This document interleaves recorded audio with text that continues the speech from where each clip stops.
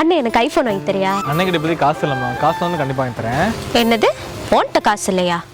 எனக்கு நல்லாவே தெரியும் நீ அப்பா அம்மாட்ட ஃபுல் சம்பளத்தையும் நீ தரதில்லைன்ட்டு. ஒருவேளை உன் ஃப்ரெண்ட்ஸ் கூட சேர்ந்து குடிச்சிட்டு இருக்கியோ? லூசு மாதிரி பேசாத, போங்கட்டு.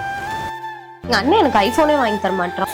அவன் சரக்கு குடிச்சிட்டு இருக்கான்னு நினைக்கிறேன், அதனால தான் வாங்கி தர மாட்டான். சரியான செல்ஃபிஷ். உண்மை தெரியாம யாரும் இப்படிலாம் சொல்லாது. ஒருவேளை உங்க அண்ணன் பிரச்சனை மாட்டேந்தா நீ உங்க அண்ணன் ஃபர்ஸ்ட் இதை பத்தி கேட்டியா? அண்ணே இப்போ என்ன? சாரிண்ணே, யோசிக்காம பேசிட்டேன். சரி அதை விடு. சரி, உனக்கு எதுவும் பிரச்சனை இருக்கா? எனக்கு என்ன பிரச்சனை? இல்லை, வீட்லேயும் ஃபுல் அமௌண்ட் தரதில்ல, அதான் கேட்குறேன். அதுவா, நான் டேம் இன்சூரன்ஸ் எடுத்திருக்கேன், அது ப்ரீமியம் போயிட்டு இருக்கு. டேர்ம் இன்சூரன்ஸா?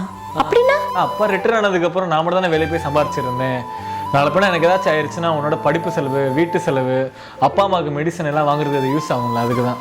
நீ ஏன் இப்பெல்லாம் பேசுற? இரு எனக்கு எதுவுமே ஆகாது. ஆனா நாளைக்கு என்ன நடக்கும் நமக்கு தெரியாதுல்ல.